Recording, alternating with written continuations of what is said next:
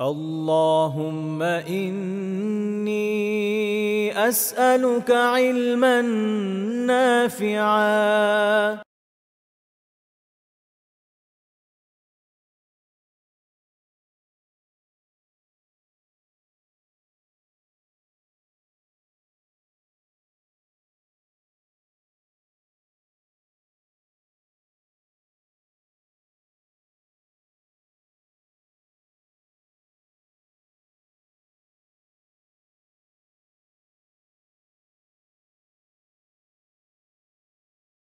إن الحمد لله نحمده ونستعينه ونصلي على رسوله الكريم وعلى آله وصحبه أجمعين أما بعد আমরা বিগত দিনগুলো থেকে আলোচনা করছিলাম যে বিবাদ নিরসনে, দ্বন্দ্ব নিরসন এবং বিচার ফায়সালার ক্ষেত্রে রাসূলুল্লাহ সাল্লাল্লাহু আলাইহি ওয়াসাল্লামের আদর্শ নিয়ে আজকে এই বিষয়ক শেষ আলোচনা হবে ইনশাআল্লাহ তাআলা, এবং এর মাধ্যমে আমরা এই টপিকের ইতি টানবো।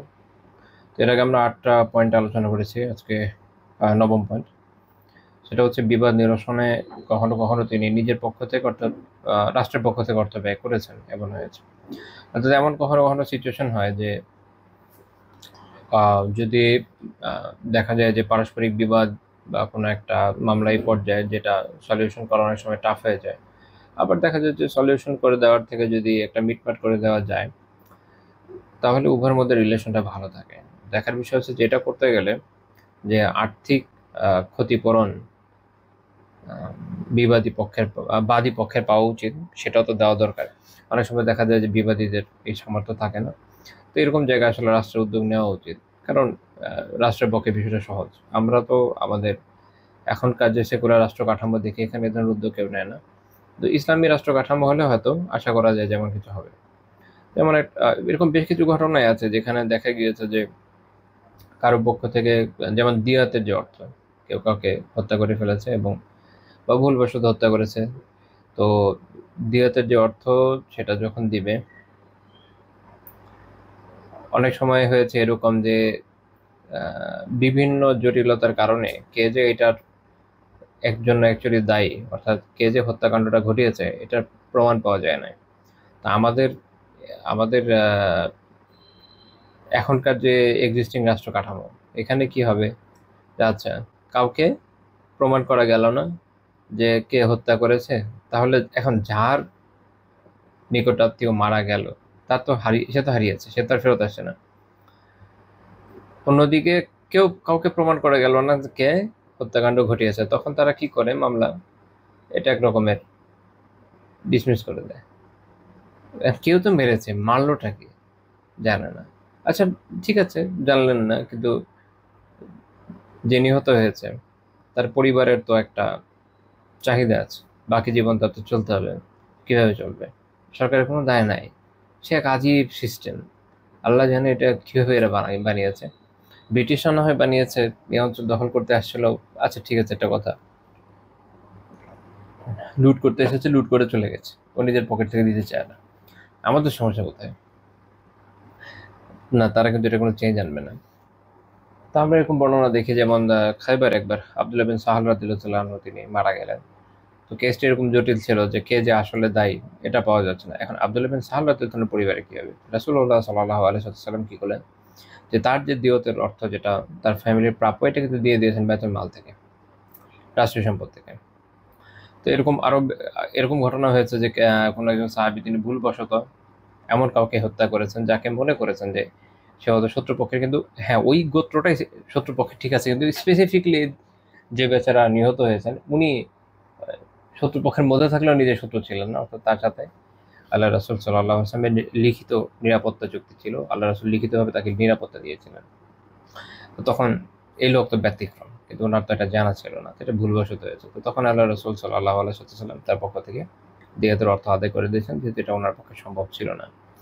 অর্থাৎ এটা এটা একটা খুব গুরুত্বপূর্ণ জিনিস যে ইসলামী শাসকের এটা দায়িত্ব যে সে যেন তার যে প্রজাকুল রয়েছে তাদের ব্যাপক কল্যাণের দিকে খেয়াল রাখেন। এই যে যেমন ধরেন, এখানে এটা আমাদের এখনকার সিস্টেমে এটা যদি না দিত কি হতো?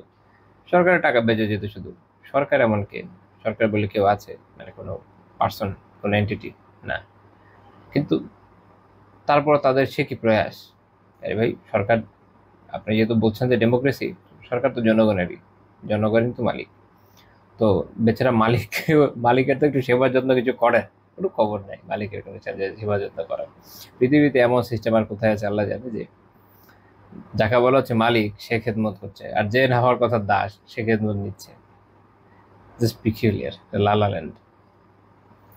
তো এটা হচ্ছে এই ক্ষেত্রে যদি আমরা দেখি, আমি আবার পার্সোনাল লাইফেও দেখেছি যে বাংলাদেশে দেখবেন অনেক ইনস্টিটিউশন আছে যেগুলো স্বায়ত্তশাসিত, এটা গভর্নিং বডি হয়তো চালাচ্ছে। গভর্নিং বডি কিন্তু কেউ কিন্তু মালিক না, মানে এই প্রতিষ্ঠানে যত টাকা উপার্জন হবে গভর্নিং বডির কেউ এটা খেতে পারবে না, তারা এটা মালিক না, একটা তারা এটা আহ, একটা হাদিয়া তোফা কিছু পায় আর কি ইনস্টিটিউশনের পক্ষ থেকে বিভিন্ন মিটিংয়ে যোগ দেওয়ার জন্য। যদি ইনস্টিটিউশনের প্রধান থাকে সে একটা নিয়মিত মাসোয়ারা পায়, এটুকুই তো। তো টাকা যে বছরের পর বছর অনেক টাকা জমছে, সেটা কারোর ইনস্টিটিউশনের। আচ্ছা যদি তাই হয়, তাহলে ইনস্টিটিউশনের সাথে যারা যুক্ত ছাত্রছাত্রী বা যেই হোক না কেন, তাদের কোনো ধরনের কল্যাণের জন্য এটা ব্যয় করলে কি সমস্যা করবে না? দেখবেন এই আমি যেটা বললাম, আর যাদের অভিজ্ঞতা আছে অনেকেই আছেন, আমি জানি এরকম কোনো কোনো ইনস্টিটিউশনের টিচার হিসেবে আছেন, আপনারা জানেন যে এগুলো কি ধরনের হাস্যকর পরিস্থিতি এখানে, মানে ওয়াই। একটা কথা ছিল যে যদি কেউ একক মালিক হতো, টাকা বাড়লে তার না হয় পুঁজি বাড়ছে সে খুশি হয়ে যাবে, হ্যাঁ পুঁজিবাদী লোক মনের সুখে এনজয় করবে, এখানে ওখানে ঘুরবে ঘাড়বে, অনেক টাকা খরচ করবে, তো একটা কথা ছিল।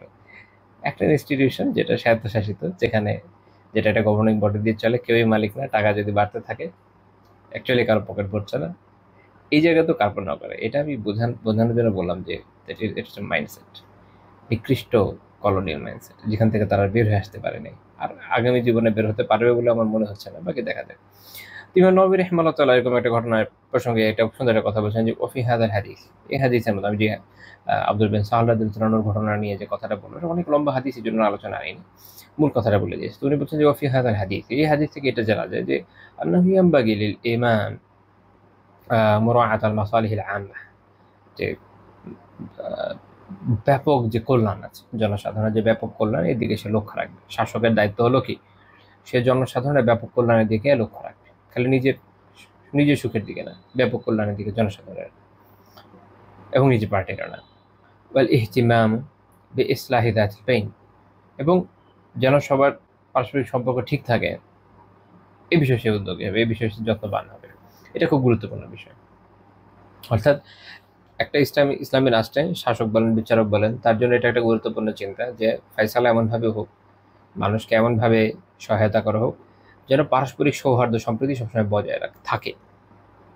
আমাদের এই অঞ্চলে আপনারা জানেন যে ব্রিটিশরা যখন রুল করেছে, একটা একটা ডায়লগ ছিল না, ডিভাইন রুল, ভাগ করে এবং শাসন করো, সবার মধ্যে একটা মারপিট লাগিয়ে দাও। তো যাই হোক, এটা কতটুকু ওরা করেছে কতটুকু কাল্পনিক সেটা আল্লাহ ভালো জানেন, ঐতিহাসিকরা ভালো বলতে পারবেন।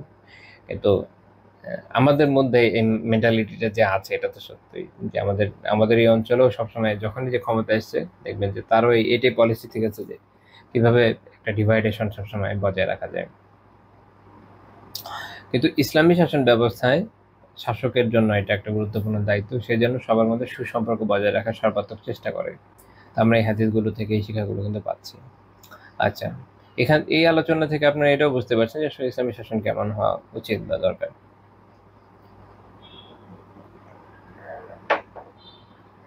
10 নম্বর পয়েন্ট,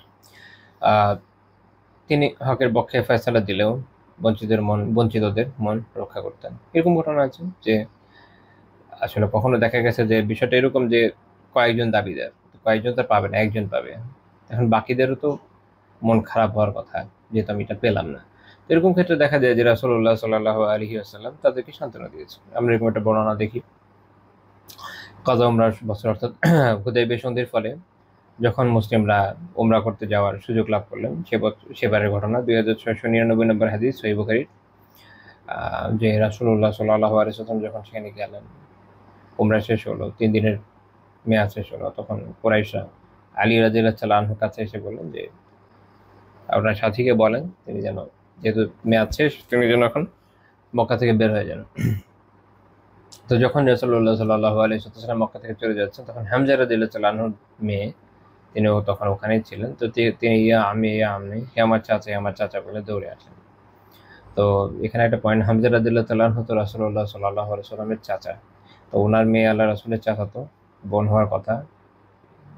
হ্যাঁ, আমার চাচা বলার কারণ এর কারণ হচ্ছে যে হামজা রাদিয়াল্লাহু তাআলা আনহু এবং রাসূলুল্লাহ সাল্লাল্লাহু আলাইহি ওয়াসাল্লাম উভয় দুধ ভাই ছিলেন। চাচা ভাতিজা ছিলেন বটে, কিন্তু আবার দুধ ভাইও ছিলেন। একই নারীর দুধ পান করেছিলেন। তো এই জন্য তার মেয়ে তাকে চাচা হিসেবে ডেকেছে। তো তখন আলী রাদিয়াল্লাহু তাআলা আনহু তার হাত ধরে ফেলেন এবং সাথে নিয়ে নিলেন। ফাতেমা রাদিয়াল্লাহু আনহার সাথেই ছিলেন। তো তাকে বললেন যে এটা তো তোমার দায়িত্ব যে তুমি তোমার চাচার মেয়েকে দেখভাল করো। তো তারপর ওনারা মদিনা পর্যন্ত যখন চলে গেলেন, তখন এটা নিয়ে একটা বিরোধ হলো, কারণ আরো কয়েকজন দাবিদার উপস্থিত হলেন। আলী রাদিয়াল্লাহু তাআলার সাথে সাথে জাফর রাদিয়াল্লাহু তাআলা এবং যায়েদ বিন হারিসা রাদিয়াল্লাহু তাআলা আনহু, ওনাদের মধ্যে একটা বিরোধ হলো এই সময় যখন ওনারা মদিনাতে গিয়ে পৌঁছালেন। কারণ ওনারা প্রত্যেকেই চাচ্ছিলেন যে আমরাও আমি তার যে অভিভাবকত্ব এটা আমি গ্রহণ করতে চাই। তো এখানে সাহাবীদের একটা চমৎকার মানসিকতা দেখেন, আর আমাদের একটা মানসিকতা দেখেন। মানে সাহাবীদের আসলে কত প্রশংসা করবেন, যত করবেন কমই করবে। তাদের আল্লাহ তাআলা এত অসাধারণ সব বৈশিষ্ট্য দিয়েছিলেন। তার মধ্যে দেখেন নেক কাজে অগ্রগামিতার যে একটা বৈশিষ্ট্য, সেটা কিন্তু এখানে দেখা যাচ্ছে। একজন ইয়াতীমকে লালন পালন করা অনেক সওয়াবের বিষয়, এবং এটার জন্য ওনারা রীতিমতো প্রতিযোগিতা করছেন। এবং আমরা দেখবো যে মন খারাপ হওয়ার বিষয় আছে, যে আচ্ছা সে পেল আমি পেলাম না, কি অনেক সম্পদ পাওয়ার বিষয় না, মর্যাদা সম্মান না। এখানে হলো মূল যে একটা দায়িত্ব পাওয়ার বিষয়, যে একজন ইয়াতিমকে প্রতিপালন করবেন। টাকা তো যাবে পকেট থেকে, মানিটারি দিক থেকে যদি চিন্তা করেন লাভ তো নাই, লস আছে না। আমাদের দেশে মানুষ নিজের একদম আপন ভাই বোন বা যারা আরো বেশি নিকটবর্তী আমরা যাদের চিন্তা করি, তাদের দেখবে যে দায় ভার নিতে চায় না। সবাই মানে বড় ফুটবলে পরিণত হয়, একজন ঠেলে আরেকজনের দিকে পাঠায়, ও ঠেলে ওর কাছে পাঠায়। আবার দেখবেন যখন সম্পত্তির ইস্যু আসবে না, যে কেউ মারা গেছে, যখন সম্পত্তি পাওয়ার বিষয় আসবে, দেখবেন যে সবার আগে দৌড়াদৌড়ি সবাই হাজির হয়ে গেছে। আহ, আহ, আপনি আমার একটা কথা চাইলে পরীক্ষা করে দেখতে পারেন, আশা করি সঠিক প্রমাণিত হবে ইনশাল্লাহ। সেটা হচ্ছে দুঃখজনক কিন্তু এটা বাস্তব, যে দেখবেন যে যারা অনেক প্রবীণ লোকজন আছেন, এদেরকে আপনি যদি ওযু, সালাত এবং তাহারাতের একদম মৌলিক বিষয় না এগুলো, জীবনের এগুলো, আকীদার এগুলোর বিষয় নিয়ে একটু ভালো মতো প্রশ্ন করেন, দেখবেন কিছুই যেভাবে জানে না। কিন্তু এই আল্লাহর বান্দাদেরকে আপনি ফারায়েজের বিভিন্ন বিষয় নিয়ে জিজ্ঞেস করেন, অমুক মারা গেছে, যে তার তমুক লাগে, সে কতটুকু পাবে, আপনি দেখবেন আল্লাহু আকবার, এক একজন ওই জায়গায় আল্লামা হয়ে গেছে, আল্লামা না। আপনার ওই পরিমাণ যদি আপনি ফারাজের উপর কোনো কিতাব পড়েও থাকেন, আপনিও দেখবেন যে আরে আপনি আরো ভালো করে বুঝতে পারছেন তার এক্সপ্লেনেশন থেকে, আরে হ্যাঁ হ্যাঁ ঠিক ঠিক।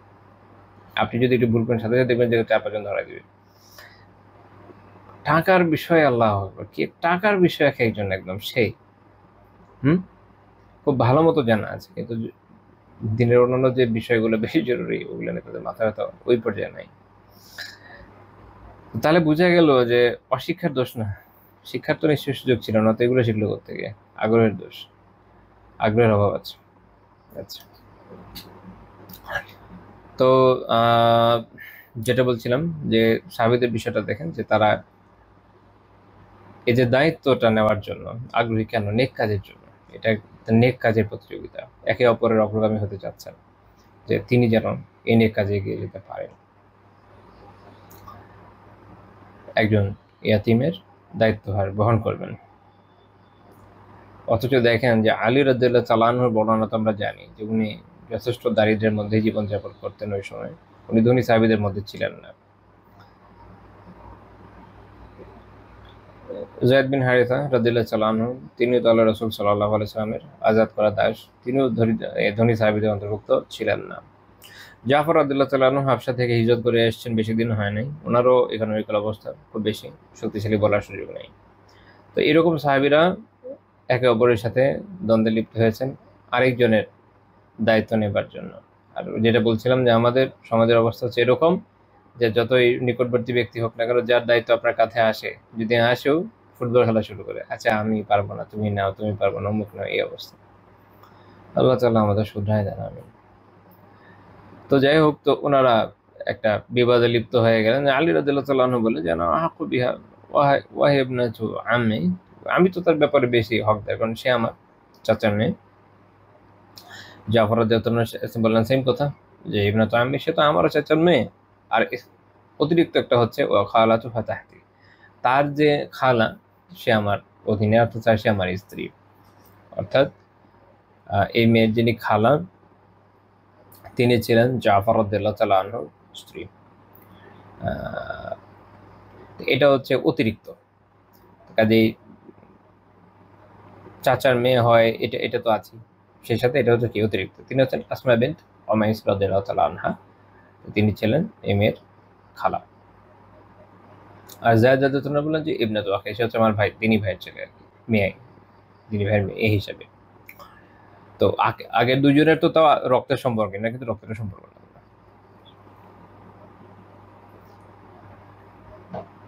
তো যখন তারপর রাসূলুল্লাহ সাল্লাল্লাহু আলাইহি ওয়াসাল্লামের কাছে বিষয়টা গেল বিচারের জন্য, যে এটা আসলে কার, কে এই দায়িত্বটা পাবে। ইবনে সাদ রাহমাতুল্লাহি আলাইহি এটা এক্সট্রা ভাবে বর্ণনা করেছেন যে হাত্তা ইরতাফাআত আসওয়াতুহুম ফাআইকাযু আন-নবী সাল্লাল্লাহু আলাইহি ওয়াসাল্লাম মিন নাওমিহি। তো তাদের বিবাদের ক্ষেত্রে আওয়াজ এরকম উচ্চ হয়ে গেল যে নবী সাল্লাল্লাহু আলাইহি ওয়াসাল্লাম তখন ঘুমাচ্ছিলেন, ঘুমিয়ে গেল। তো তারপরে উনি সিদ্ধান্ত দিলেন, তিনি বললেন জাফর রাদিয়াল্লাহু পক্ষে বলেন আল খালাতু বিমানজিলাতিল উম্মি, খালা হচ্ছে মায়ের অবস্থা স্থলাভিষিক্ত। কাজে যেহেতু তার খালা জাফর রাদিয়াল্লাহু তাআলা আনহুর অধীনে আছে, আবার নিকটাত্মীয় সম্পর্ক তো আছেই, তো এটা হলো অতিরিক্ত যে তার খালা যেহেতু জাফর রাদিয়াল্লাহু তাআলা আনহুর অধীনে আছে, কাজেই সে তার কাছেই যাবে। তো এটা জাফর রাদিয়াল্লাহু তাআলাকে এই দায়িত্ব দেওয়া হলো। তো এখানে একটা বিষয় যে বোঝা গেল যে খালা হচ্ছে মায়ের স্থলাভিষিক্ত। এখানে ফারাজের একটা জটিল মাসালা আছে, যেটা নিয়ে ইমামদের মতে মতভেদ আছে, যেটা আমি ওইদিকে এখন যাবো না। খালা চাচার অংশ নিয়ে একটা আলাপ আলোচনা আছে। আচ্ছা, আরেকটা হচ্ছে যে এখান থেকে এটাও বোঝা যাচ্ছে যে কেউ যদি কোনো নারী যদি কারো দায়িত্বপ্রাপ্ত হয়, তার যদি অন্য জায়গায় পরে বিয়ে হয়, দায়িত্ব অব্যাহতি হচ্ছে না, দায়িত্ব থাকছে। যেমন আসমা রাদিয়াল্লাহু তাআলা আনহা তার দায়িত্ব পেয়েছেন, আগে খালা ছিলেন, এখন তার এখন জাফর রাদিয়াল্লাহু তাআলার স্ত্রী হয়েছেন। পরে জাফর রাদিয়াল্লাহু তাআলার শাহাদাতের পর এক জায়গায় বিয়ে হয়েছে, তিনি হামজা রাদিয়াল্লাহু তাআলার মেয়ে তার অধীনেই ছিল। আচ্ছা, তো তিনি আলী রাদিয়াল্লাহু তাআলা আনহুকে বললেন, আল্লাহ রাসূল সাল্লাল্লাহু আলাইহি ওয়াসাল্লাম তখন বাকিদেরও মনোতুষ্টির জন্য কথা বলেন যে আনতা মিন্নি ওয়া আনা মিনকা, তুমি আমার থেকে, আমি তোমার থেকে। এটা দিয়ে উদ্দেশ্য হচ্ছে যে এখানে একটা ব্যাপার হচ্ছে জাফর রাদিয়াল্লাহু তাআলা এবং আলী রাদিয়াল্লাহু তাআলা দুজনেই ওনার বংশের লোক। তো স্পেসিফিকলি আলী রাদিয়াল্লাহু তাআলাকে যে বলা হচ্ছে, এটা শুধুমাত্র তার নাসাব বা তার বংশের বিষয় না, এখানে অনেকগুলো দিক থেকে ওনার যে নিকটবর্তিতা সেটা বোঝানোর জন্য, যে বংশের দিক থেকে বৈবাহিক সম্পর্ক, যেহেতু তার মেয়ের সাথে বিয়ে হয়েছে আলী রাদিয়াল্লাহু তাআলার, তারপরে তো তার সাথে তার নৈকট্য, তার সাথে ভালোবাসা, এই সব কিছু মিলে এটা আরো একটা ভঙ্গি যে তুমি আমার, আমি তোমার, এরকম আর কি, যে আমাদের নৈকট্য এরকম অনেক বেশি। আর জাফর রাদিয়াল্লাহু তাআলাকে বললেন যে আশবাহাতা খালকে খলকে, তুমি তো দেখতে শুনতে বৈশিষ্ট্যের দিক থেকে আমার সাথে সবচেয়ে বেশি মিল রাখো। তো এইভাবে বলে তো যে কারো মন ভালো হয়ে যায়। আচ্ছা, আর যায়েদ রাদিয়াল্লাহু তাআলাকে বলে যে আনতা আখুনা ওয়া মাওলানা, তুমি হচ্ছে আমাদের ভাই, দিনী ভাই অর্থাৎ, এবং আমাদের মাওলা। মাওলা হচ্ছে এখানে একটা পারিভাষিক বিষয়, যে যেহেতু রাসূলুল্লাহ সাল্লাল্লাহু আলাইহি ওয়াসাল্লাম তাকে মুক্ত করে দিয়েছেন গোলামি থেকে, তো যাদেরকে মুক্ত করে দেওয়া হয় সে হচ্ছে মাওলা হয়। তো এই জন্য বলেছে যে তুমি আমাদের ভাই এবং আমাদের মাওলা। তো আমরা এখানে একটা জিনিস দেখলাম যে যিনি দায়িত্ব পাচ্ছেন তিনি তো পাচ্ছেনই, বাকি বা যিনি বলতে পারি যে দাবিদার যে তিনজনের মধ্যে থেকে একজনকে তো দেওয়া হয়েছে, যে একজন সন্তানকে তো তিনজনকে দেওয়া যাবে না, একজনকে দেওয়া হয়েছে, বাকি দুইজনেরও যেন মনক্ষুণ্ণ না হয়, তাদের মনোতুষ্টির ব্যবস্থা করা হয়েছে। অর্থাৎ এই বিষয়গুলি এরকম, এগুলো তো হালাল হারামের বিষয় না, তো সব জায়গায় তো আর মনোতুষ্টির বিষয় না, তাই না? এমন অনেক জায়গা থাকবে যেখানে হারামের বিষয় থাকবে, অন্যান্য বিষয় থাকবে, সেখানে মনোতুষ্টির কিছু নেই। এটা একটা বিষয়, এটা একটা সাধারণ মুস্তাহাব আমলের বিষয় ছিল যে কাকে দেওয়া হবে। তখন এইখানে রাসূলুল্লাহ সাল্লাল্লাহু আলাইহি ওয়াসাল্লাম ওনাদের মনোতুষ্টির চেষ্টা করেছেন। এটারও একটা গুরুত্বপূর্ণ দিক হচ্ছে ওই যে আগের পয়েন্টে আসেন, যে পারস্পরিক যে মিল মহব্বত জারি রাখা, এমন যেন না হয় যে ওনাদের মধ্যে একটা কষ্ট তৈরি হলো একে অপরের প্রতি, সেটা যেন না হয়, কারণ প্রত্যেকেরই যে আলাদা আলাদা মর্যাদা আছে সেই বিষয়টা রাসূলুল্লাহ সাল্লাল্লাহু আলাইহি ওয়াসাল্লাম স্পষ্ট করে দিলেন। বিষয়টা এরকম না যে আলী রাদিয়াল্লাহু আনহু যেহেতু ওনাকে নিয়ে এসছেন মদিনা পর্যন্ত, তো এখন একটা ব্যাপার না যে নিয়ে এসছে, আমাদের সমাজে হলে ওনাকে বলতো যে হ্যাঁ নিয়ে এসছে, তার কাছেই থাকুক, না এরকম না। হাদিস অনুযায়ী বুঝে যাচ্ছে যে খালাজার কাছে তার হাতেই যাবে, যেহেতু তার মর্যাদা বেশি, তারও এখানে বলতে পারেন যে দায়িত্বও বেশি।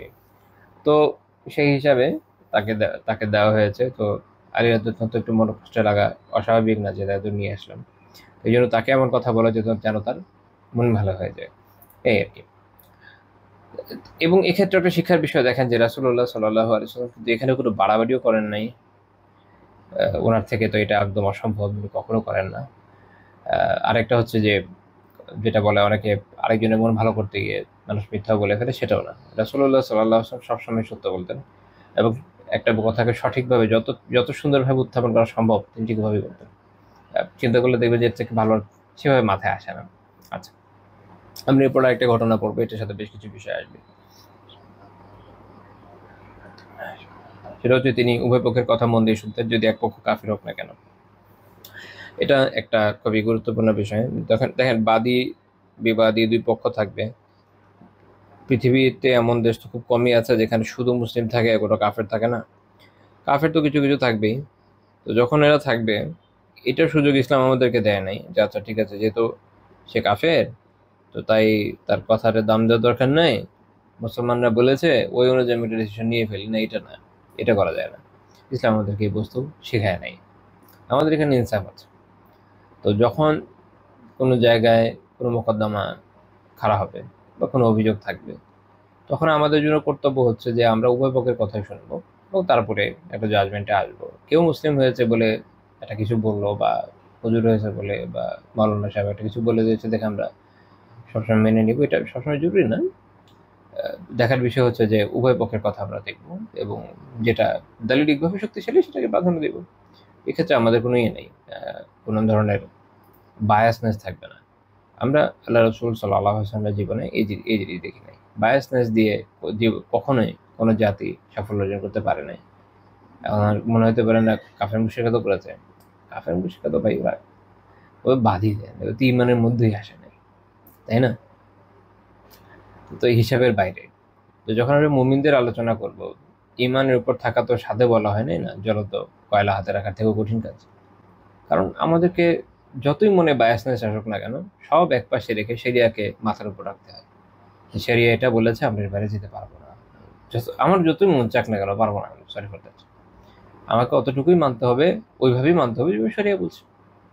তো রাসূলুল্লাহ সাল্লাল্লাহু আলাইহি ওয়াসাল্লাম কি করেছেন, তিনি যখন এরকম মোকদ্দমা এসছে, এবং পরবর্তী সময় খোলাফায়ে রাশিদিনের ক্ষেত্রেও তাই, যারা মুআহাদ, যারা চুক্তিবদ্ধ কাফের বা মুস্তামান ছিল, বা যে কোনো ধরনের কাফের যারা মুসলিম রাষ্ট্রে বাস করতো, তারা যখন কোনো মোকদ্দমা নিয়ে আসছে তাদের পক্ষ শুনেছেন।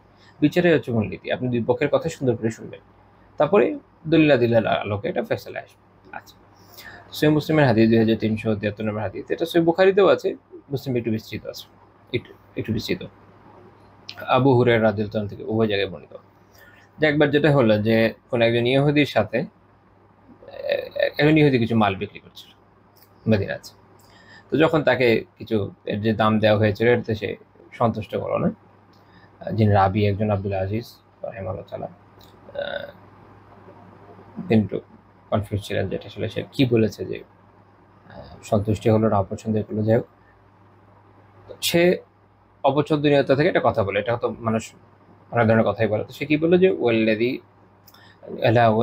ইসতাফা মূসা আলাইহিস সালাম আলাল বাশার, না এটা আমি নিব না, সেই সত্তার কসম যিনি মূসা আলাইহিস সালামকে মানব জাতির জন্য মনোনীত করেছিলেন। এখন যেহেতু সেই ইহুদির সাথে এটাই বলবে, এখন তখন এই কথাটা একজন আনসারী সাহাবী শুনলেন।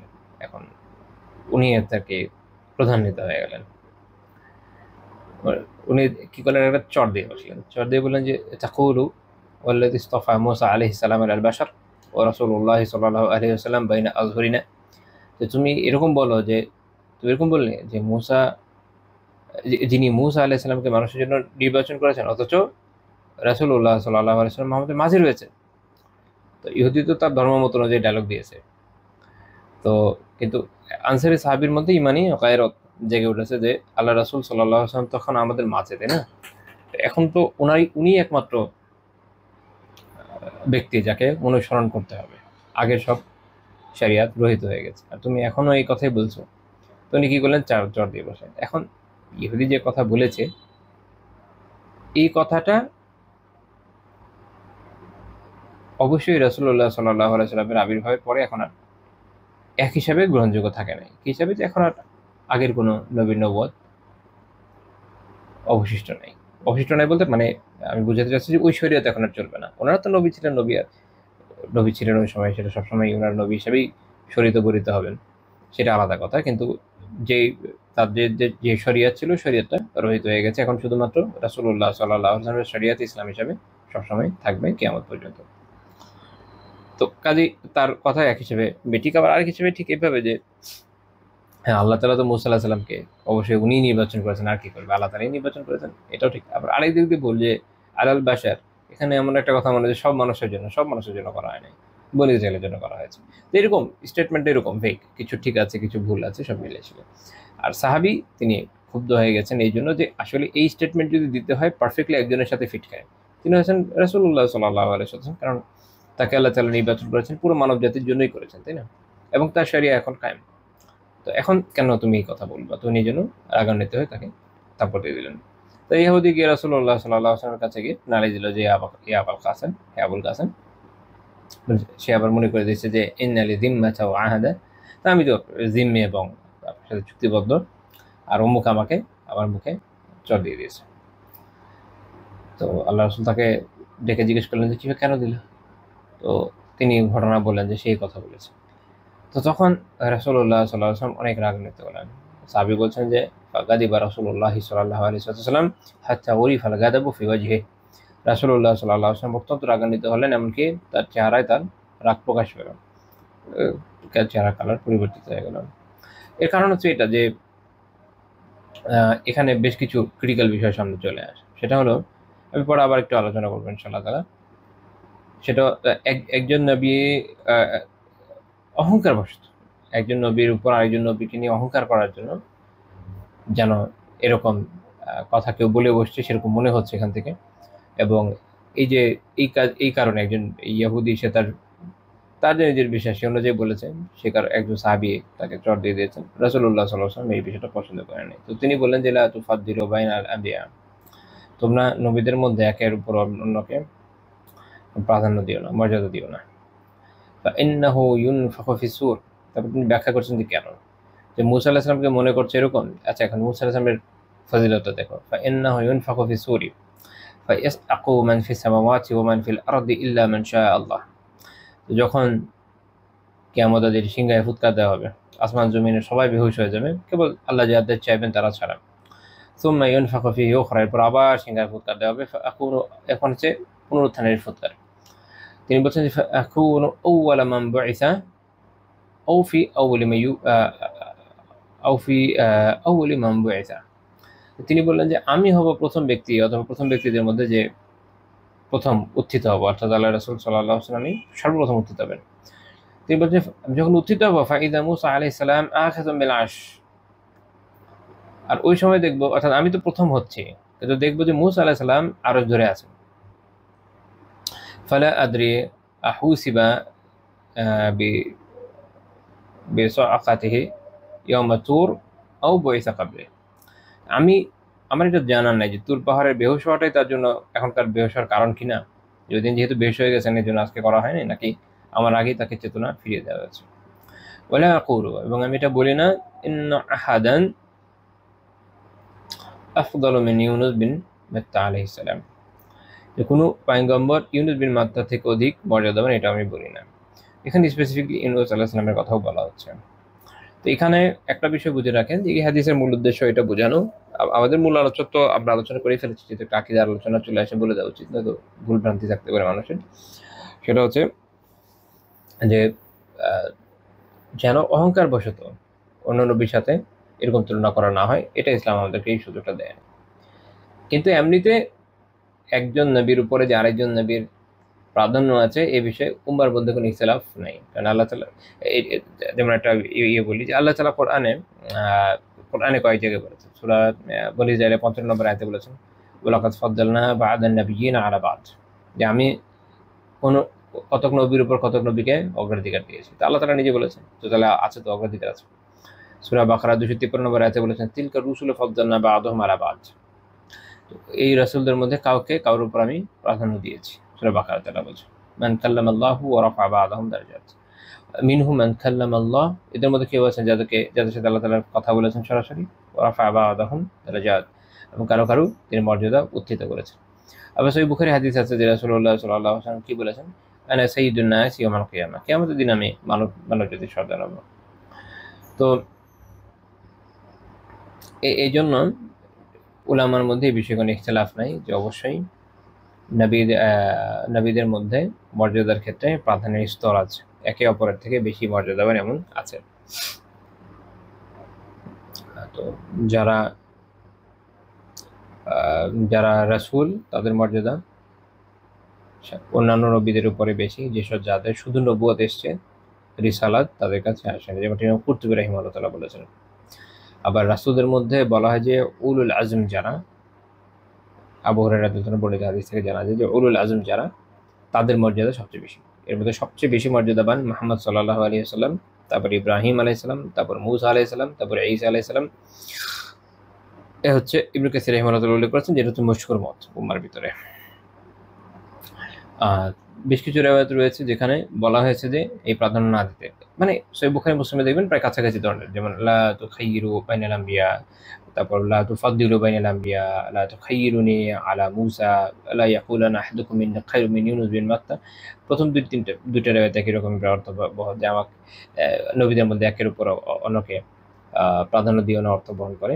আবার এক রিওয়ায়াত আছে লা তুখাইয়িরুনি আলা মূসা, আমাকে মূসার উপর প্রাধান্য দিও না, বা লা ইয়াকুলান্না আহাদুকুম ইন্নী খায়রুম মিন ইউনুস বিন মাত্তা, তোমাদের কেউ যেন না বলে যে আমি ইউনুস বিন মাত্তা থেকে বেশি উত্তম, এরকম যেন না বলে।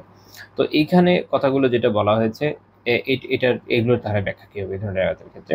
তো উলামা এটার বেশ কয়েকটা ব্যাখ্যা দিয়েছেন। তার মধ্যে একটা হচ্ছে এই যে আয়াতুত তাফজিল, অর্থাৎ যে আয়াতে নবীদের যে একের উপর অপরের প্রাধান্য আছে, এটা নাযিল তখনো হয় নাই। তো এবং উনি যে সৈয়দ ওয়ালাদি আদম, এটাও তখন পর্যন্ত ওনার কাছে নাজিল হয় না এই বিষয়টা, কাজে ওই জন্য ওই কথাগুলো বলা হয়েছে। কিন্তু যখন এটা নাজিল হয়েছে, আয়াতুত তাফজিল নাজিল হয়েছে, নবীদের মধ্যে পারস্পরিক প্রাধান্যের বিষয়ে আয়াত যখন নাজিল হয়ে গেছে, তখন রাসূলুল্লাহ সাল্লাল্লাহু আলাইহি ওয়াসাল্লাম নিজেই বলেছেন যে তিনি বনু আদমের সৈয়দ, তিনি বনু আদমের সর্দার, এবং এই বিষয়ে কোনো তিনি অহংকার করেন না। তো এই জন্য পরবর্তী পর্যায়ে যে তাফজিল করা, একেবারে প্রাধান্য দেওয়া, এটা জায়েজ। আরেকটা ব্যাখ্যা হচ্ছে এটা, যদি আরেকটা ব্যাখ্যা এভাবে ধরা হয় যে এটা আল্লাহ রাসূল সাল্লাল্লাহু আলাইহি ওয়াসাল্লাম তাওয়াজু বা বিনয়ের জন্য বলেছেন, যেহেতু উনি বিনয়ী ব্যক্তিত্ব ছিলেন, বিনয়ের জন্য বলেছেন।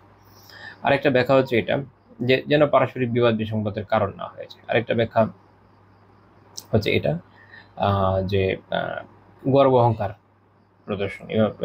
ইবনে আবিল ইজ রাহিমাহুল্লাহ তাআলা তাহবীর ব্যাখ্যা করতে গিয়ে বলছেন যে মূলত এটা না করা হয়েছে কিসের জন্য? গর্ব অহংকারের জন্য, সীমা লঙ্ঘন থেকে মানুষকে রক্ষা করার জন্য।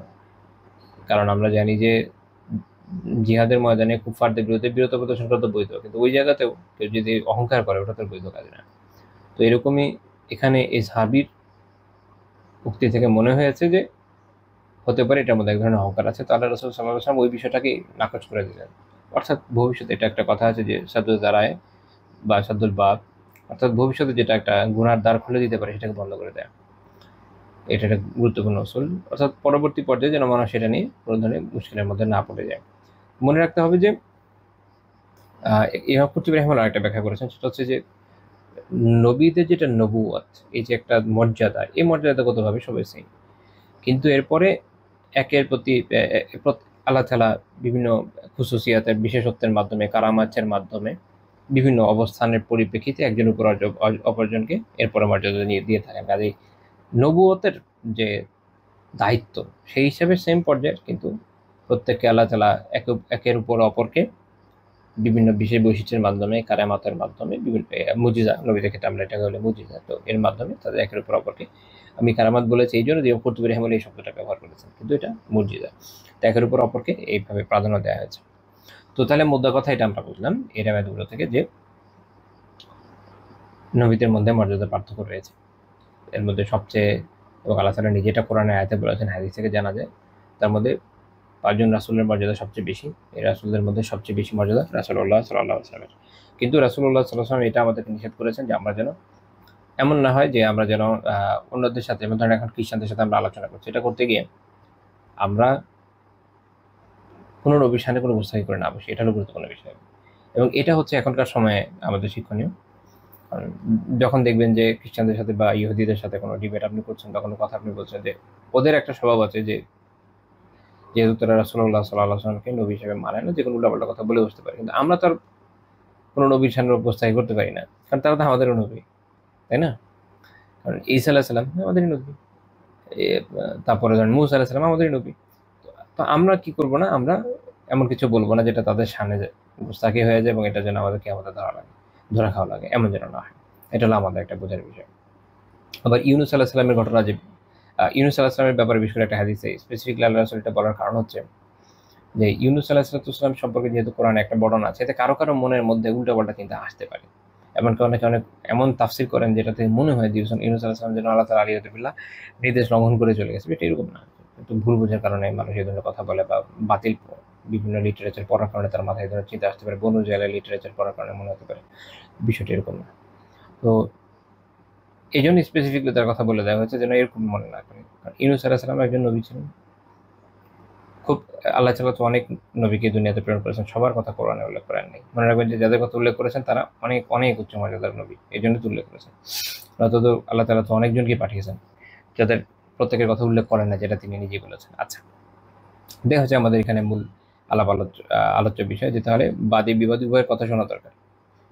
এখন কেউ মুশরিক বলে বা কেউ কাফের বলে, ইহুদি খ্রিস্টান বা যে কোনো রিলিজিয়নের হোক, সেটার কারণে ইসলামী রাষ্ট্রে একজন বিচারক বা শাসক তাদের কথা শুনবেন এরকম হবে না।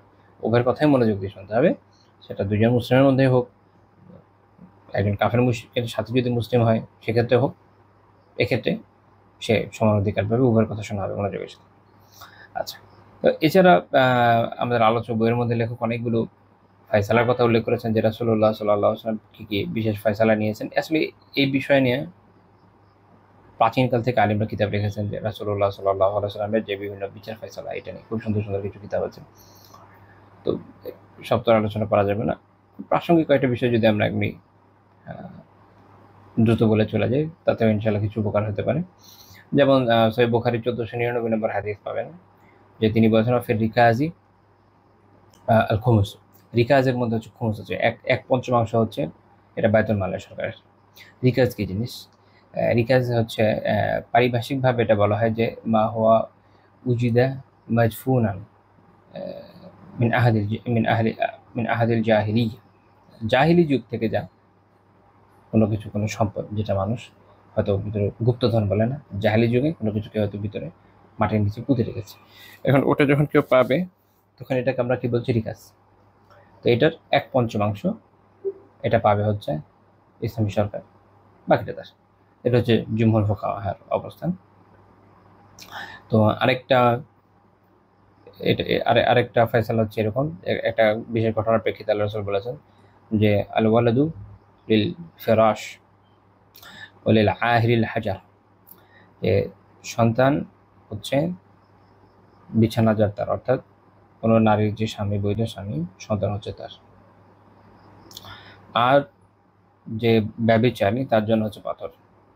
অর্থাৎ এটা একটু ক্রিটিক্যাল থাকতে পারে, বাট মাসালা হচ্ছে এটা এই হাদিস অনুযায়ী, এটা সহিহ বুখারী হাদিস 2053 নম্বর হাদিস, সহিহ মুসলিম আছে, যে কেউ যদি এখন এসে দাবি করেন যে এই নারীর যে সন্তান, এই সন্তানটা আমার সাথে তার এই রিলেশন হয়েছিল, পরকীয়া ছিল, এই জন্য সে আমার হবে, এটা হবে না। যার সাথে তার বৈধ সম্পর্ক ছিল, সন্তান তার হিসাবে গণ্য হবে। এটার মাধ্যমে ফ্যামিলি ভাঙা, এটার দরজা বন্ধ করে দেওয়া হয়েছে। আর বলা হচ্ছে যে ব্যভিচারের এই কথা নিয়ে আসছে, ও সত্য হোক মিথ্যা হোক ওটা আলোচ্য বিষয় না। আছে যদি আসলে সেটা করে থাকে তাহলে তার জন্য হচ্ছে হাজার, তার জন্য হচ্ছে পাথর। তো তার জন্য হচ্ছে সেও তাকে রজম করে হত্যা করা হবে। ওই নারীও যদি যুক্ত থাকে, সে যদি স্বীকার করে হ্যাঁ আমিও করেছি, তখন তার জন্য পাথর হবে। আর যদি সে অস্বীকার যায় তাহলে তো এই দুনিয়ায় বেঁচে গেল, কোনো সাক্ষ্য যদি না থাকে। তখন পরকালে এটা তো পরকালেই দেখা যাবে। দুনিয়াতে বিষয়টা হচ্ছে এরকম। তো এর ফলে কোনো কেউ এসে আরেকজনের সন্তানকে নিজের সন্তান দাবি করার সুযোগও পাবে না, আবার যেটা বলা যায় যে পারিবারিক পরিবেশ যে নষ্ট করে ফেলা, এটা সে করতে পারবে না। এটা একটা সেফটি টুল আর কি। কিন্তু মূল বিধান হচ্ছে এটা কেউ করতে পারবে না, এসে বলতে পারবে না যে আচ্ছা অমুকের সন্তান, এটা তো আমার সন্তান, এই সেই হবে না। আচ্ছা, তারপরে আসেন এরপরে আরেকটা আমরা এরকম যদি দেখি, সহিহ বুখারীর আরেকটা হাদিস 2473 নম্বর হাদিস। হাদিসটা হচ্ছে এরকম, আবু হুরায়রা রাদিয়াল্লাহু আনহু বলছেন যে একবার এরকম জমির মালিকেরা, এটা আসলে যে আলোচনাটা হচ্ছে এজমালি সম্পত্তি থাকে না, এক জায়গায় এজমালি সম্পত্তি থাকে। তো এজমালি সম্পত্তির মধ্যে এখন চাচ্ছে হচ্ছে একটা রাস্তা হোক। তো ওই জায়গাতে যারা মালিক তারা ওটা ব্যবহার করছে না, যে এটার মালিক বা যে এই পার্টটা যে পেতে পারতো ব্যবহার করছে। এখন এজমালি সম্পত্তিতে যখন করবে তখন রাসূলুল্লাহ সাল্লাল্লাহু আলাইহি ওয়াসাল্লাম এই নির্দেশনা দিলেন যে এখানে অন্তত 7 হাত ছেড়ে দিতে হবে। এতে এটা বোঝা যায়, এটা থেকে অনেকগুলো মাসালা আমরা বের করি, যে একটা রাস্তার এটা অন্তত এতটুকু জায়গা থাকা লাগবে। এবং এখান থেকে এটা অনেক আরো মজার মজার মশালা আছে। যেমন ধরেন কেউ যদি রাস্তা আটকে, মানে রাস্তার এক সাইডে দোকান বা কোনো কিছু করতে চাবে, এখনকার সময় সভা সমাবেশ করতে চায়, তাহলে তাকে অন্তত 7 হাত জায়গা খোলা রাখতে হবে, যেন এর মধ্যে দিয়ে লোকজন যাতায়াত করতে পারে। এটি হাদিস থেকে জানা যায়। তো যখন এই বিবাদ করেছে আল্লাহ রাসূল রাস্তার জন্য কতটুকু দিয়েছেন? 7 হাত দিয়েছেন। ইবনুন নাজ্জার রাহিমাহুল্লাহ শরহুল মুনতাহায় বলছেন যে এর মানে এখান থেকে এটা বোঝা যাচ্ছে মাসালার ক্ষেত্রে যে ধরেন কোন একটা জমি, সেই জমিকে এখানে একটা পরিভাষা চলে আসবে, সেটা হচ্ছে ইহয়া, পুনরুজ্জীবিতকরণ। এটা একটা কথা আসে যে কোনো একটা পরিভাষা আছে হচ্ছে ইহয়াউল মাউত।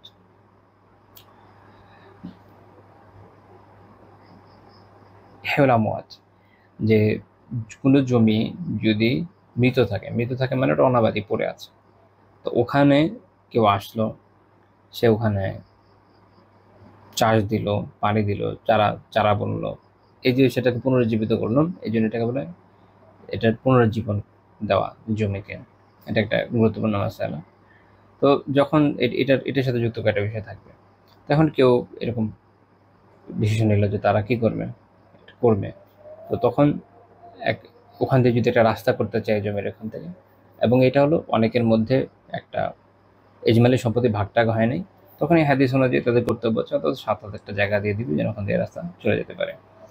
আচ্ছা, তারপর আমরা আরেকটা ফয়সালা দেখি, সেটা হচ্ছে যে সুনান আবু দাউদের 3565 নম্বর হাদিস। আল্লাহ রাসূল সাল্লাল্লাহু আলাইহি ওয়াসাল্লাম বলেছেন, ওয়ালা তুনফিকুল মারআতু শাইআ মিন বাইতিহা ইল্লা বিইذনি যাওজিহা। কোনো নারী তার স্বামীর অনুমতি ছাড়া তার বাড়ি থেকে কোনো কিছু ব্যয় করবে না।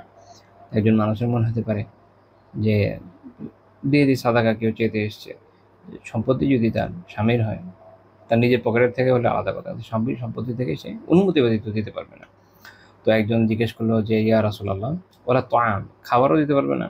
তাহলে রাসূল বলেন যে যাকা আফদালু আমওয়ালিনা, এটা তো আমাদের এখানকার সবচেয়ে সবচেয়ে উত্তম খাবার, সম্পদ। মানে আরবদের সম্পদ ওই অবস্থায় যেটা ছিল ওই সাহাবীদের সময়টা, অর্থ সম্পদ সেভাবে ছিল না, টাকশালও নিজেদের ছিল না, খাবারই তো সবচেয়ে উত্তম সম্পদ, তাহলে এটা কিভাবে দিবে? এটা তাহলে বোঝা গেল যে স্বামীর অনুমতি সাপেক্ষে। এটা হতে পারে যে অনুমতি নিয়ে নিলেন, বোনেদের ক্ষেত্রে এটা তাদের করণীয় হতে পারে। অনুমতি, ব্যাপক অনুমতি নিতে পারে যে আমার কাছে কেউ যদি আসে আমি যেন সাদাকা করতে পারি। হাজব্যান্ডেরও উচিত কাজে সাহায্য করা। বাট যদি অনুমতি না দেয়, তখন এই যে আপনি দিলেন না যে আমার স্বামীর অনুমতি নাই, তার সম্পত্তি থেকে দেওয়া, ওইটাই আপনার সবের কাজ। সুনান আবু দাউদের 3565 নম্বর হাদিস, শেখ আলবানী রাহিমাহুল্লাহ তাআলা সহিহ বলেছেন।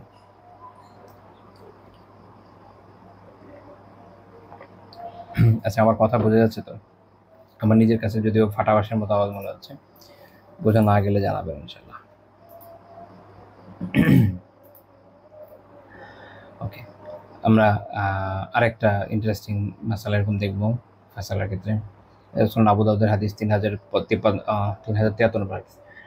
রাসূলুল্লাহ সাল্লাল্লাহু আলাইহি ওয়াসাল্লাম বলেছেন, মান আহিয়া আরদান মাইতাতান ফাহিয়া লাহ। কেউ যদি এরকম পতিত জমি আবাদ করে তাহলে সেটা তারই।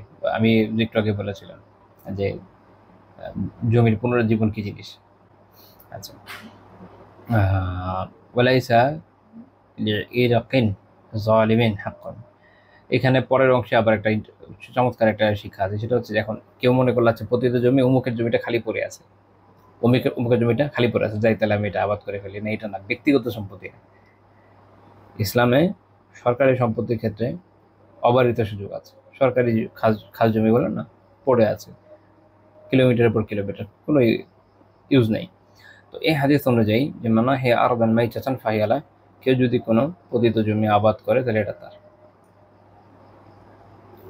তো এই জন্য ইমাম আহমদ রহিমাল্লাহ, ইসহাক রহিমাল্লাহ ওনারা বলেছেন লাহু আইয়ুহিয়াল আরদাল মাওয়াত বিগাইরি ইজনি সুলতান, সে যদি শাসকের অনুমতি ব্যতীত এরকম সরকারি জমি সেটাকে আবাদ করতে পারবে, কোনো সমস্যা। কিংবা তিরমিজি আহমদ আরেকটা, কেউ কিরকম বলেছেন যে না শাসকের অনুমতি ছাড়া হবে না। এবং তিরমিজি আহমদ বলছেন যে আল কাউল আউয়াল আসাব, প্রথম মতটাই অধিক বিশুদ্ধ, অর্থাৎ করতে পারবে। ঠিক আছে। এবং একজন ইবনে কুদামা রাহমাতুল্লাহি আলাইহি বলছেন, উরওয়া রাহিমাহুল্লাহ তাআলা বলেছেন যে ওমর ইবনে খাত্তাব রাদিয়াল্লাহু তাআলা আনহু তার খিলাফতকালে এইভাবেই ফয়সালা করেছেন, এবং দিকে দিকে যত ফুকাহারা রয়েছেন তারাও এভাবে এই মাসালাটা দিয়েছেন। অর্থাৎ সরকারি জমি কোথাও পড়ে আছে, কোনো কাজের না, যে কেউ গিয়ে ওখানে আবাদ করতে পারে, আবাদ করার পর এটা তার, সরকার তখন তাকে এটা দিয়ে দিবে। ইসলামী ক্ষেত্রে বাংলাদেশে করতে যান না, পরে পরে কি যেন বলে, খাস জমি অবৈধ দখলের দায়ে মামলা করে দেবে, মুশকিল। তারা খালি ফেলে রাখবে, মানুষের খেয়ে কোনো মানে মানুষ কোনোভাবে উপকৃত হতে পারে না, খালি ফেলে রাখবে, কোনো সমস্যা নেই, নেতারা নিলেও সমস্যা নেই, সাধারণ মানুষ নিলে বহুত ঝাঁকি ঝামেলা। আচ্ছা, এখন কারো মনে হতে পারে যে তাহলে অমুকেরটা নিয়ে ফেললে, অমুকেরটা হবে না, কারো নিজের হলে নেওয়া যাবে, কারো ব্যক্তিগত হলে তখন সেটাই হাত দেওয়া যাবে না। এই জন্য বলা হচ্ছে, আল্লাহ সাল্লাল্লাহু আলাইহি ওয়াসাল্লাম বলছেন ওয়ালি ইরকিন, ইরক কি জিনিস? আবুল ওয়ালিদ আত-তায়ালিসি রাহিমাহুল্লাহ ব্যাখ্যা করছেন আয-যালিমুল গাসিবুল লাযী ইয়াখুযু মা লাইসা লাহ, সে হচ্ছে সেই জবরদখলকারী জালেম, যে এমন কিছু নিয়ে নিল যেটা তার না। তো যেমন কেউ, তাকে একজন জিজ্ঞেস করলো যে ওয়ারাজুলুল, খালি আটকে যাচ্ছি, ওয়ারাজুলুল লাযী ইয়াগরিসু ফি আরদি গায়রি, সে কি ওই রকম লোক যে আরেকজনের জমির মধ্যে গাছ লাগায়, সেরকম লোক হওয়া যাক। হ্যাঁ, ওরকমই, অর্থাৎ যেটা আপনার না, অর্থাৎ ব্যক্তিগত সম্পত্তিতে আপনি হস্তক্ষেপ করতে পারবেন। এই জন্য বলা হয়েছে যে লাইসা লিগাইরিন যালিমিন হাক্কুন, আর যে অন্যায়ভাবে দখল করে তার পরিশ্রমের কোনো মূল্য নেই। এই জন্য আলিমরা এখান থেকে মাসালা বের করেন যে কেউ যদি কারো জমি দখল নিয়ে, আরেকজনের জমি দখল নেয়, সেটার মধ্যে চাষ করে স্ট্রাকচার বানায়, এটাতে তার কোনো হক নেই। স্ট্রাকচার বানাবে, এটা ভেঙে ফেলা হবে, বা যেগুলো যদি কনজিউমেবল হয় সেটা অন্য কাউকে দিয়ে দেওয়া হবে, এনিথিং, কিন্তু সে এটার কোনো মূল্য পাবে না, সে আরেকজনের জমিতে আপনি এটা করতে পারবেন না। তো এটা ইসলামের একটা সৌন্দর্য, কারণ মানুষের আর কতটুকু থাকে আসলে, যে কোনো সরকারি বিশাল সম্পত্তি থাকে, তো সেটা অনেক সময় খালি পড়ে থাকে, মানুষ কাজে লাগে না। অনেকের মনে হয় যে আচ্ছা ইসলামী শাসন ব্যবস্থায় মানুষ এত চমৎকারভাবে উৎপাদনের কাজগুলো করতো কিভাবে, কারণ অনেকে ইনসেন্টিভ পেত, এবং এই ইনসেন্টিভটা খুবই হেল্পফুল। সবচেয়ে গুরুত্বপূর্ণ ইনসেন্টিভ হচ্ছে এটা, জমি। আপনি তো চাষ করবেন, আগে কি দরকার? জমি দরকার। আজকে আপনার মনে হলো যে ভাই আমি, মানে আমাদের এখনকার সিচুয়েশন এমন মনে হচ্ছে, ভাই আমি এখন কি করলাম যে ভালো লাগছে না, ঢাকা থেকে চলে যাব, গিয়ে কোথাও আমি এরকম চাষবাস করে একটা সুন্দর করে একটা ইয়ে বানাবো, এই যে থাকার মতো একটা সুন্দর জায়গা, এটা ছোট একটা বাসা টাসা বানায় চাষবাস করলাম, তারপর হচ্ছে ধরেন ফ্রি টাইমে বসে বসে পড়াশোনা করলাম, কিউট। করতে পারবো না চাইলেও, হ্যাঁ অনেক টাকা লাগবে, এগুলো কোথায় করবো? কিন্তু ইসলামী শাসন ব্যবস্থা এই জিনিসটা সম্ভব ছিল। খালি জায়গা অমুক এরিয়াতে পড়ে আছে, মানুষ চলে যেত, অমুক এরিয়াতে খালি আছে, চলে যেত, গিয়ে ওই জায়গাতে আবাদ করতো, যখন আবাদ করে ফেলতো সরকার এটা তাকে দিয়ে দিত, ঠিক আছে এখন তোমার এখান থেকে তুমি এই যে রাজস্বের যে সরাই যে রাজস্বগুলো আছে এগুলো আদায় করবে, ব্যাস খতম, আর তুমি তোমার মতো থাকো। তো এর ফলে মানুষ এই উৎসাহটা পেত যে আমি যে কোনো জায়গায় গিয়ে কি করতে পারি, চাষাবাদ করতে পারি। আমাদের যেখানে আসার পরে ব্রিটিশরা হচ্ছে এটার পরিবর্তন নিয়ে আসে, অন্যান্য অঞ্চল যাই না, আমাদের এখানে ব্রিটিশরা সেটার পরিবর্তন নিয়ে এসেছিল। অনেকের অনেক সম্পত্তি গ্রাস করে ফেলেছে বিভিন্ন ইয়ের মাধ্যমে, পদ্ধতির মাধ্যমে। একটা রিসেলিং প্রক্রিয়া চালু করেছিল, এমন কিছু আইন করেছিল যে বড় মাপের বদমাশ না হলে কেউ আসলে নিজের সম্পত্তি ধরে রাখতে পারত না।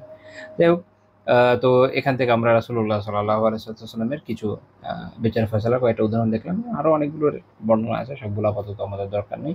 তো আজকে আমাদের আলোচনা এই পর্যন্তই থাকছে। সুবহানাকাল্লাহুম্মা বিহামদিকা লা ইলাহা ইল্লা আনতা আস্তাগফিরুকা ওয়া আতুবু ইলাইক।